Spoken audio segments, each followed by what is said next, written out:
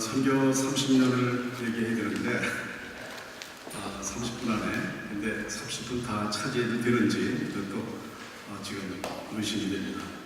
자, 그래서 저한테 맡겨진 것은 Church Planting입니다. 근데 저의 사역을 돌아보면 Church Planting은 한텀 제가 사역을 했고요. 그 다음부터 하나님께서 저에게 맡겨주신 일은 신학교 사역이라든지 선교교육, 그리고 전 세계적인 모임인 Asian Mission Association, ASEAN의 선교 네트워크인 AML을 통해서 선교 활동을 하고 여러 가지 선교 교육을 시키는 그러한 사역을 했기 때문에 저의 그 Church Planting이라고 하는 것은 단지 한 텀에 불과한 것입니다. 그래서 그 얘기를 조금 하도록 하겠습니다. 저희 사역지는 보면은 인도네시아 중에서 인도네시아가 섬이 13,000개입니다. 그 중에서 약 한 3,000개는 사람이 사는 섬인데 제가 사역한 데는 저기 십자가 있는 바로 보르네오 섬입니다.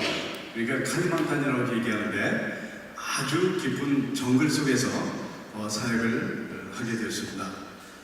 자, 그래서 지금 뭐 정글에 가는 사람도 별로 없고 또 지금 정글의 상황이 뭐 지금 많이 달라졌죠. 그렇기 때문에 제 사역이라는 건 진짜 온더스토리에 불과한 것이라는 생각도 하긴 하지만 기본적으로 하나님 말씀에, 그러니까 이제 사도 바울이 모델인데 바울이 우리에게 보여주는 Church Planting의 원리는 무엇인가, 이런 것을 우리가 많이 연구하면 프린시플을 우리가 쥐고 있고 그 프린시플을 우리의 컨텍스트에서 어떻게 적용시키느냐 하는 그런 문제만 남아있다고 생각을 하게 됩니다. 자, 그래서 이 아름다운 인도네시아 땅, 수많은 섬이 있는 그 땅에 하나님께서 보르네오 섬을 저를 왜 보내주셨는지 모릅니다. 그러나 거기 보니까 일단 1976년부터 1981년 여기는 이제 언어 훈련을 포함했기 때문에 실제적으로 거기에서 사역했던 시간은 한 4년 조금 못 되는 그러한 시간 동안에 저 많은 교회들을 세워졌다는 사실은 이건 하나님의 은혜가 아니고는 도저히 불가능하다는 생각을 합니다. 제가 처음에 가니까 그 가운데 있는 스파옥교회가 저에게 주어진 교회입니다. 교인들은 한 150명 정도 되는데 저는 그분들에게 분명히 얘기하기를 나는 여러분들의 목회자로 온 것이 아니라 주변에 있는 수많은 아직도 복음을 듣지 못한 그러한 교회들을 세우기 위해서 왔습니다고 선언했고 약 1년 동안 그들을 훈련시켜서 이제는 우리가 선교사이고 우리가 선교를 해야 되고 우리가 복음 듣지 못한 사람들을 향한 마음을 모도해야 된다고 생각하고 훈련을 시켰을 때에 저들의 인력을 가지고 그 방법을 가지고 이제 복음을 전하기 시작해서 이 많은 교회들을 그들의 힘으로 세울 수 있었다고 하는 것은 너무나도 다행입니다. 짧은 기간 동안에 그것은 뭐 선교사가 잘나서가 아니라 그만큼 복음이 필요한 것이 바로 가르멘트였고 저는 지금도 생각할 때 하나님이 그것으로 보내주신 것이어서 너무나도 감사합니다.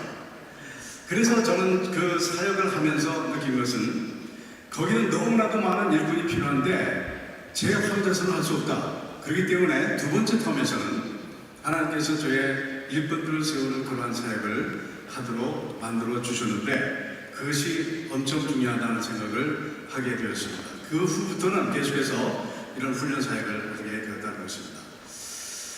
제가 이제 개척 사역을 보면 충분한 훈련을 하나님께서 저에게 주셨습니다. 한국에서뿐 아니라 인도네시아까지 가서 훈련을 받기 시작합니다. 그러니까 두 번째 훈련의 프로그램은 뭐냐면 현지화 훈련인데 어떻게 그들과 사는 것과 일하는 것, 이것이 대단히 중요하다고 생각합니다. 자, 이것이 이루어지지 않으면 그런 선교사는 선교사대로 따라놀고 현지 사람은 현지 사람으로서 아니면 선교사는 영원히 폴리너로서 살 수밖에 없는 폴리너가 되지만 그들을 하고 같이 먹고 자고 하는 그러한 훈련을 통해서 일하는 법을 배우게 되었다는 것입니다. 그 다음에 현지 납사를 했는데 인도네시아 자바섬은 잘 살죠. 그런 데로 잘 살고 있는데 거기서 훈련을 받고 그 다음에 현지 답사를 해서 내가 정말 하나님께서 나를 부르셨는가, 내가 할 만한가, 그리고 내 모든 재능을 다 쏟아부어서 할 수 있는가 하는 것을 보기 위해서 거기서 여러 번 이제 장소를 답사하는 그러한 일을 했습니다. 그 다음에 이제 전략을 세웁니다. 전략을 세울 때 반드시 현지 사람들하고 같이 전략을 세우는 것이 중요하다는 것이죠. 우리 한국 사람들 싱글 파이터가 얼마나 많은지 모릅니다. 자, 탁월한 우리 개인주의가 어떻게 저거에서 쓰임받을 수 있느냐 하는 문제는 그 탁월함이 혼자가 아니라 같이 나눌 수 있는 그러한 기회가 있어야 되는데 그 기회라고 하는 것은 현지 사람이 되어야 된다는 것이죠. 그래서 그러한 문제를 저는 심도 있게 연구를 하고 경험하고 같이 일하다 보니까 결국은 하나님께서 많은 자원을 확보할 수 있었고 그들의 힘을 가지고 이 사역을 감당할 수 있었다는 것, 이것을 우리가 꼭 알아채겨야 될 선교의 잔력이 아니겠 생각합니다. 굉장히 젊었죠? 안고 있는 것이 저희 아기입니다. 이건 뭔 줄 아세요? 오랭구땡. 오랭구땡이 우리의 그 친구였습니다. 유일한 친구, 재미. 그래서 우리 아이들은 이 오랭구땡을 데리고 사는, 그리고 친구가 된 이러한 것이 바로, 그리고 제 집의 울타리입니다.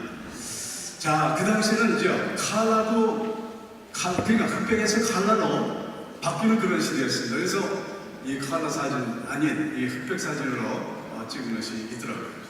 그래서 저들을 믿게 하고 세례를 주고 이제 컨그리게이션이 형성이 되면 그때부터 이렇게 교회를 짓기 시작하는데 철저하게 자기들의 힘으로 자립하는 자기들의 모습대로 이 교회를 이렇게 짓는 것이죠. 너무나 슬프라고 보잘것도 없지만 그러나 자력에 의해서 세워졌다고 하는 것을 저는 굉장히 프라우드하게 생각을 합니다. 물론 그 당시 돈도 없었지만 이런 교회는 사실은 제가 조금 돈을 지원해서 일단 뒤에 짓는 교회를 앞에만 조금 다듬어서 멋있게 짓는 그러한 교회도 있었다고 하는 것이죠.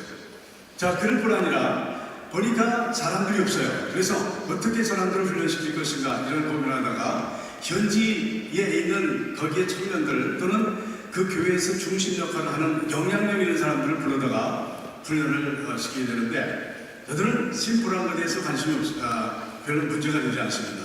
그래서 저는 되도록 그들의 수준에 맞는 그런 환경 속에서 저들을 훈련시키는 그런 일을 했죠. 자, 그 다음에 한 일이 결국 이제 신학교를 좀 세워들어갔다 두 번째 텀에서 저는 사실 다시 전국으로 들어가서 세워둔 그 교회들을 더 성숙하게 만들고 더 많은 곳에 교회를 세우려고 했었는데 결국은 허락지 않고 이러한 학교를 세워야 된다는 그런 책임을 저에게 맡기셔서 아카데미 디올로기 인도네시아 1985년에 요같이 적은 숫자로 시작을 했는데 거기서 4년 동안을 사용을 하고 끝내고 보니까 벌써 교수가 많이 늘어났더라고요. 이게 교수 진출이 학생이 아니고 교수가 되고 그 다음에 학교가 이 정도로 발전했습니다. 그러니까 이게 정글에 있는 학교입니다, 사실은. 그런데도 아주 뭐 학위도 주고 제가 떠난 이후에 더 발전됐어요. 난 이걸 보면서 우리 선교사가 주고 있을 게 아니다. 반드시 현지 사람들에 의해서 맡겨줘야 된다. 그리고 전 주셔야 되겠다, 저는. 그래서 저는 안식년도 엔조이했고요. 안식년 기간 동안 철저하게 공부도 많이 했고, 그래서 이제 저는 맡긴다고 하는 거, 델리게이션, 이 문제가 우리 선교에 대단히 중요하다 이렇게 생각합니다. 그래서 저는 졸업식 때 가보니까 많은 학생들이 전 졸업생들이 48명을 졸업하고, 그런 곳에 가서 창립자로서 참 그것에 가서 축복하고 기도해주고 말씀 전하고 돌아온 그런 한만탄의 학교를 소개합니다. 자, 성경에 보면 예수님께서 우선 선언하셨죠. 내가 이 반석위에 내 교회를 세우리라는 말씀을 하셨습니다. 그 다음에 반드시 하신 것이 이제 사람들을 훈련시키시는데 예수님의 시간에 많은 부분을 제자들을 훈련시키시는데 투자하셨다는 것입니다. 예수님께서 사실은 떠나셔야 된다는 것을 아시죠. 그리고 하나하나 가셔야 되는 그러한 타임테이블을 가지고 계시기 때문에 하나님께서 맡으신 그 3년이라고 하는 짧은 기간 동안을 어떻게 활용할 것인가. 자, 그러니까 주님께서 많은 사람들 고쳐주시고 그들의 기본적인 문제를 먼저 해결해 주셨지만, 그보다 더 중요한 것은 내가 떠난 다음에 누가 교회를 세워서 관리할 것인가, 이 문제를 심각하게 생각을 하셨다고 하는 것이죠. 그것은 예수님께서 이제 선교사의 모델입니다. 바울이 선교사의 모델입니다. 자, 그렇다면 우리도 타임테이블을 만들어 놓고 그들을 훈련시키되 두 그룹에서는, 나는 두 그룹의 청중이라고 생각합니다. 하나는 라지 그룹이고요, 하나는 스몰 그룹. 라지 그룹은 그 사람들은 덜 익은 사람들, 자기 필요에 따라서 예수님을 찾아온 사람들이지만, 스몰 그룹은 철저하게 예수님의 훈련의 대상이었다는 것이죠. 그래서 주님께서 선언하십니다. 내가 이 반석 위에 내 교회를 세우리라. 교회를 통해서 하나님께서, 예수님께서 이제 복음화, 세계 복음화를 이루시겠다고 하는 그 일을, 이 훈련을 받은 사람들을 통해서 실천되었다고 하는 것이죠. 그래서 예루살렘에서부터 떠나지 않은 사람들을 발길로 차서 이제 핍박을 통해서 저들을 흐트러지게 만들어주시는데, 그걸 뒤에서 보라 이렇게 얘기합니다. 자, 이러한 확산운동이 계속 되어졌다고 하는 것이죠. 자, 그래서 뿐만 아니라 로마서 15장에 보면 이제 교회라고 하는 것은 아우터 서클, 외부자라고 이렇게 얘기합니다. 외부자들이 준비되어야 된다는 것이죠. 그러니까 이 사명을 가진 사람들이 철저하게 우리가 어떻게 다른 곳에 가서 복음을 전하고 교회를 세워서 그들로 하여금 이 자생적 교회, 토착교회를 만들어서 우리가 일을 할 것인가, 이것은 목회자의 사명이라고 생각합니다.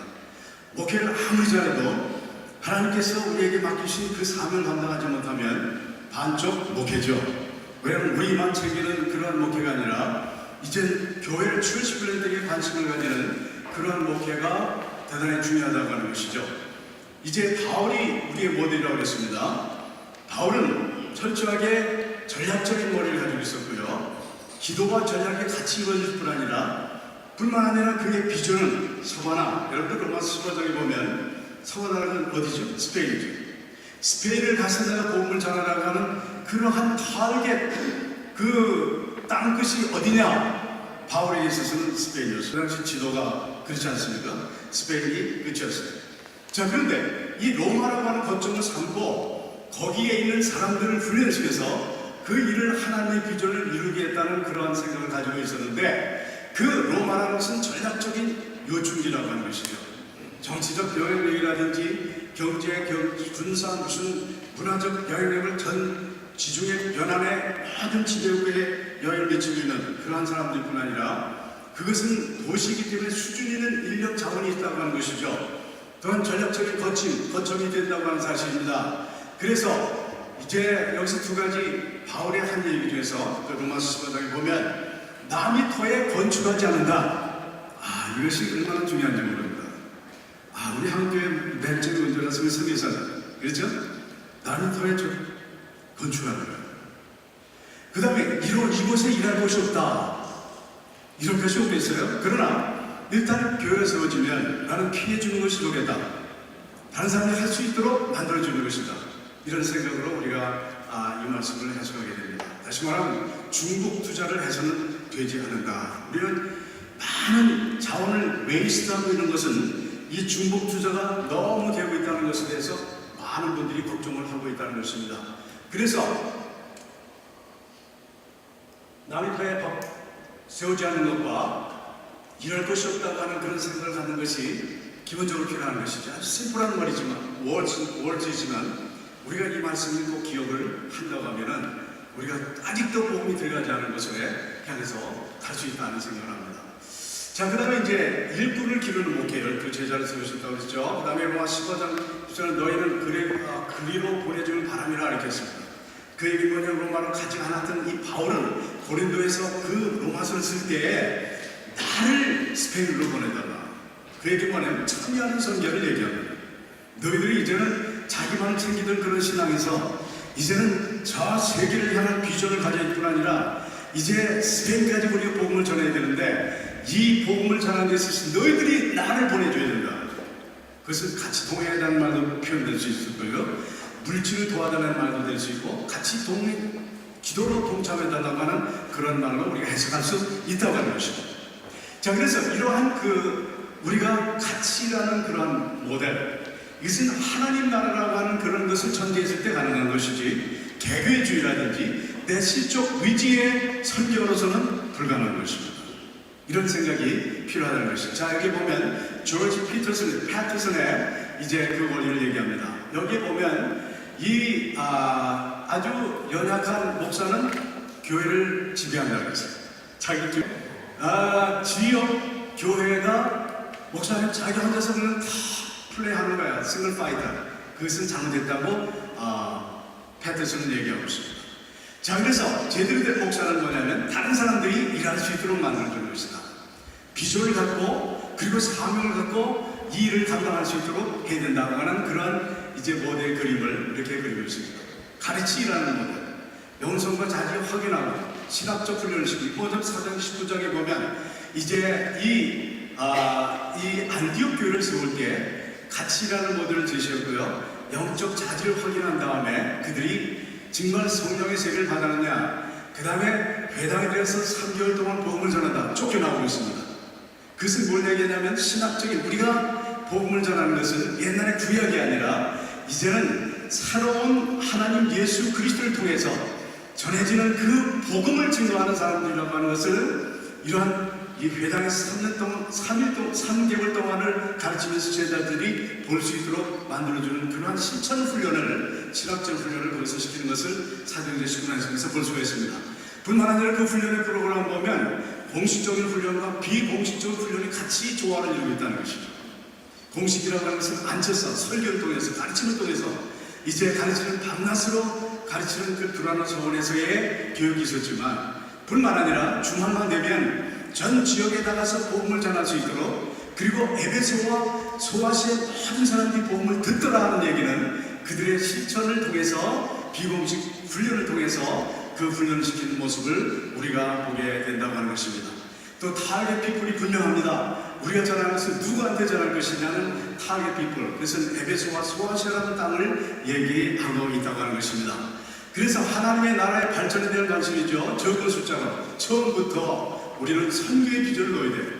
너희들 적으니까 이제는 좀 있은 다음에 아니면 좀 성숙한 다음에 선교를 한다가 아니라 from the beginning, 이것이 중요합니다. from the beginning 그들에게 선교의 비전을 넣었던 것이 이 에베소 교회의 모델이라는 것입니다. 그 다음에 처음부터 세계 비전과 지역적 큰 넓이의 큰 그림을 그려가면서 복음을 전하는 것이죠. 현장 실습을 통해서 훈련시키는 저들에게 위임하고 사역을 떠나는 그런 모습이고, 성령을 통해서 지속적으로 하나님의 사역을 이룰 수 있도록 축복하고 기도하는 것이 필요한 것이죠. 자, 아까는 이제 우리 본교회에서 얘기지만 이제 아웃사이더들의 얘기지만 어떻게 인사이더들을 훈련시키느냐는 문제는 마드 처치를 세운 다음에 전도를 하게 해서 그 교회가 다른 교회를 세우는 거예요. 저 모델은 아까 스파웃 교회를 얘기를 했는데 그 모델하고 똑같은 것이죠. 근데 더 나가서 이런 교회를 세워야 된다는 것이죠. 패터슨은 뭐냐면 마드 출신은 계속해서 처음부터 from the beginning 저들을 훈련시켜서 다른 교회에 대한 사명 같은 걸 만들어 주어야 된다는 것이죠. 그래서 마드 출신뿐 아니라 daughter 출신뿐 아니라 daughter까지도 생각하게 만들어야 된다. 물론 이제 이슬람이라든지 뭐 중국이라든지 중국 뭐 많이 씌워졌습니다만은 다른 태국이라든지 이런 데서 이게 쉬운 건 아니죠. 그러나 어떤 지역은 이렇게, 그러나 숫자가 저렇게 많지는 않다 할지라도 기본적으로 우리가 가르쳐서 그들이 또 다른 사람을 가르칠 수 있도록 만들어주는 투 전략이 계속해서 일어나야 된다는 것입니다. 난 자생이라는 말을 굉장히 중요하게 생각합니다. self-standing. 이 자생은 우리의 한국 교회에서 배운 것이죠. 왜 그러면 한국에서 이제 보면 네비우스 방법이라는 것이 있습니다. 네비우스 방법을 통해서 우리는 많은 것을 배웠어요. 그래서 우리 자생력이라고 하는 것은 대단하죠. 한국 사람들 자생력. 우리 힘으로 우리가 교회를 세운다. 이것은 뭐 그냥 세워진 것이 아니라 선교사들이 1889년에 네비우스라고 하는 사람을 초청해서 이제 3self라고 하는 거죠. 잘 아시죠? 그래서 3self를 이제 강조했기 때문입니다. 경제적 자유, 리더십의 자유, 그리고 방법에 있어서 자유, 자전도, 그리고 자립, 자조, 그리고 자치 이렇게 해서 세 가지를 얘기하고 있습니다. 자, 그러면 우리의 선교사들이 한국에 가서 좋은 것을 가르치는데 불구하고 그것은 없어져 버리고 우리는 가서 우리가 다 주고 그들에게 모든 것을 챙기고 내가 다 이제 리더십을 발휘하는 그런 현지 사람들은 완전히 패스할 수밖에 없고 토착교회는 세워지지 않는다고 하는 것입니다. 자, 그래서 토착이라는 말은 현지의 땅에 맞는 곡식을 심어야 한다는 것이고 토양이 이질적이지 않은 리더십과 예배 형태와 신앙의 모델, 신앙의 자세들을 개발하고 더 중요한 것은 경제적 자립을 이룰 수 있도록 만들어줘야 한다 하는 것입니다. 여기서 이제 한 가지 말씀 중에서 사도행전 20장 31절부터 32절 말씀이 나는 너는 내가 3년이나 밤낮 쉬지 않고 훈계한 것을 기억하라. 지금 내가 여러분들 주와 및 그 은혜의 말씀에 부탁하거니와 그 말씀 여러분들이 능히 든든히 세우사 거룩하게 하심을 입은 모든 자 가운데 기업이 있게 하시리라. 이렇게 말씀을 선포하고 그는 그 현장을 떠납니다. 이것이 선교사다. 떠나는 것이 선교사다. 이렇게 생각을 합니다. 자, 그래서 이러한 선교라고 하는 것은 계속해서 훈련이 이루어져야 된다 생각합니다. 그래서 이런 훈련 과정을 통해서 저들이 성숙하게 된 것이죠. 자, 교회 설립이라고 하는 것을 생각하면서 교회 뭡니까? 성경에서 사도행전에서 나타나는 교회 모델이 여러 가지가 있더라고요. 첫 번째, 기도로 뒤집어진 교회 설립의 모델 예루살렘 교회.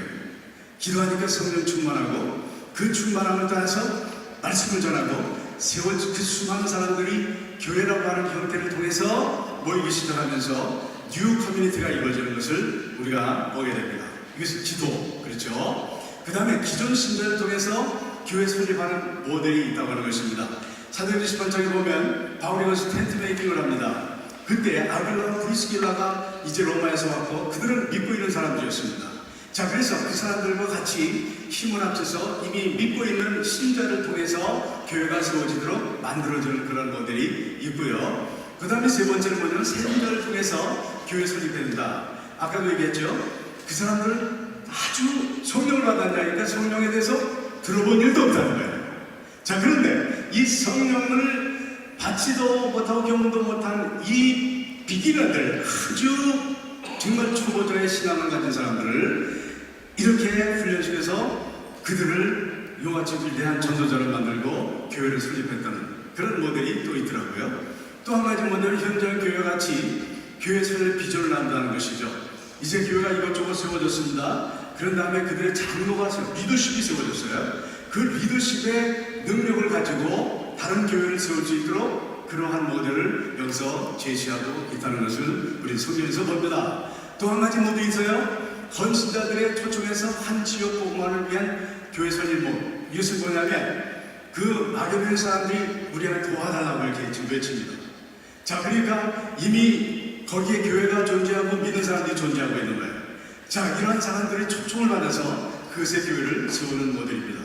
그 다음에 전도의 신을 통해서 설립하는 모델이 있죠. 루디에게 전도를 합니다. 그래서 그 집으로 초청을 합니다. 초청을 해서 바울은 그것에 가서 또 하나의 교회를 세우는 빌립보 교회가 있다는 사실, 이것을 우리가 봅니다. 또 성경 공부를 통해서 교회 설립이 있습니다. 매일 사람들 신사적에서 성경이 그러나 들은 말씀을 확인하면서 바이블 스터디를 통해서 교회가 세워진다고 하는 것이죠. 또 한 가지가 있습니다. 단기 선교를 통해서 교회 모델 설립이 된다는 것이죠. 단기 선교는 우리 정 목사님께서 말씀하셨지만 사실 우리 가는 사람들이 의뢰받고 가는 사람들이 교육 훈련받고 비전을 받는 그러한 것도 되지만 단기 선교를 잘만 하면 저들을 통해서 교회가 얼마든지 설립할 수 있어요. 그것은 얼마큼 우리가 준비하고 난 그래요. 짧은 기간이기 때문에 많이 기도해야 돼요. 짧은 순간이기 때문에 길게 훈련받아야 돼요. 이런 생각하면 짧은 기간 동안 훈련받아요. 자, 그러니까 하나님의 쓰심 받는 사람은 짧은 기간 동안 엄청난 훈련을 받고 이제 하나님의 일을 하더라고요. 그 구역에서 보면 마찬가지로 우리가 짧기 때문에 강력한 훈련과 강력한 기도에 이제 준비가 필요하다는 것이죠. 근데 그것이 이제 없는 것이 문제입니다. 자, 그러면 이제 마지막으로 지역교회, 개척교회 참여 10개명을 얘기합니다. 여기서 이제 보면 결론적으로 기도의 팀을 만들어서 자원을 확보한다. 기도의 팀과 자원 확보가 필요하다. 우리가 개교를 다른 교회에 세운다 이렇게 생각할 때 우리가 준비가 필요하죠. 많은 기도가 필요합니다. 정말 하나님의 뜻이었는지, 그리고 자원 확보를 하기 위해서 누가 갈 것인가, 또 어떻게 할 것인가, 어떤 교회 같이 힘을 합칠 것인가, 이런 하늘나라에 대한 그러한 비전을 가지고 같이 일해. 내 교회를 세우겠다. 우리 교회에서 간판 딱 걸고요. 한국에 와서 미국 선교사들이 간판 걸어놓은 교회를 난 보지 못했는데 우리는 왜 그렇게 가서 간판을 가는지 모르겠어요. 현지 교회를 만들어요. 토착 교회를 만들어요. 현지 사람들이 좋아하는 교회를 만들어요. 그들의 수준에서 그들과 같이 일할 수 있는. 자, 그러면 우리는 기도로서 그리고 같이 일하는 그 법을 배워야 되는데 우리끼리도 같이 일을 하고요. 우리 교회들끼리. 그 다음에 현지에서 같이 일하는. 그 다음에 하나님의 인도에 따라서 개척 선교사를 만난다. 현지에서 우리 선교사들은 그 현장을 잘 알고 있습니다. 어디에 교회가 필요하고 어떤 교회를 세워야 되고 누가 복음을 받아야 되느냐, 그런 문제. 그래서 이런 선교사와 같이 정말 의논의 대상이 되고 우리 선교사들도 좀 파트너로 생각해야 돼요. 우리가 파트너를 형성해야 돼요. 그래서 바울은 뜻해요. We are the fellow workers of God. 그래서 하나님의 우리가 파트너로 동역자를 얘기했어요. 그러면 우리는 교만할 것도 없고요, 겸손할 것도 없고, 우리는 같이 친구의 관계 속에서 일을 해야 되는데, 선교사가 현장에서 아니까 그 같이 존경하면서 그 일을 박수할 필요도 없어요, 박수 칠 필요도 없어요, 존경할 필요도 없어요. 한 일을 하는 것 뿐인데, 그렇죠? 다 종이니까. 그렇지만 파트너십은 이루어져요. 왜? 일을 위해서. 그런 얘기죠. 그 다음에 선교사가 충분한 협의를 통해서 전략을 세운다. 이게 파트너십. 전략을 세운다. 그 다음에 네 번째 계명은 뭐냐면 현장을 방문해서 가능성을 타진한다. 우리 팀이 가서 정말 가면서 조심스럽게 어디냐 하는 것에 대해서 생각을 해야 된다. 그 다음에 다섯 번째 계명은 뭐냐면 현지 교회 선교사 지원교회 역할 분담을 분명히 job description, 이것이 필요하다는 것입니다. 현지 교회가 그냥 패스하게 있는 것이 아니라 그 자원이 현장에서도 얼마든지 우리가 같이 나눌 수 있는 자원이 있다는 것이죠. 그 다음에 선교사, 그 다음에 지원교회 역할 분담이 필요하다. 여섯 번째 계명은 뭐냐면 현지화를 위한 대책을 세운다. 토착교회라는 말을 썼지 아까? 자생교회 분명히 중요합니다. 이것이 있어야만이 그 사람들 주인의식을 가지고 철저하게 사랑하고 자기들의 교회를 만듭니다. 그래서 이것이 앞으로 몇 년 후에 현지화를 이룰 것이냐 못할 것이냐, 얼마나 걸릴 것이냐, 우리가 동감을 어떻게 하냐. 자, 그래서 우리가 파티스펜트까지 가려고 하면 어디까지 언제 이루어질 것이냐 하는 그런 전략적인 계획이 필요하다는 것이고, 일곱 번째 계명은 현지 지도자들 훈련시켜야 된다. 그래서 그분들이 할 수 있도록 만드는 것이죠. 자, 교회가 성장하도록 교회를 필요에 따라서 지원한다. 이건 파티스페이트의 단계입니다. 맨 마지막에. 그래서 교회를 너희들끼리 해라. 이제는 더 이상 너무 그 서포트 그렇게 끝나버리는 것도 안 돼. 그러면 풀나고 작전하고 다 끝나버릴 수 있어요. 그렇기 때문에 바울은 사람을 보내고 위에서 기도하고 편지를 썼다고 하는 사실 기억한다면 우리가 계속해서 파티스페이션이 필요한데 그것이 파트너가 아니라 파티스페이션이라고 해요. 그 다음에 단기 선교 등 지속적인 관계 유지를 위해서 그 살아가는 모습을 그것에서 보여주고 도와주고 실제적으로 그러한 관계가 이루어져야 합니다. 마지막으로 다른 교회를 세울 수 있도록 자생력을 키운다. 그래서 도전해서 계속해서 이제 다른 교회가 세워지도록 노력하는 것이 우리가 해야 될 이 교회 설립이라는 사실을 기억하시기 바랍니다. 감사합니다.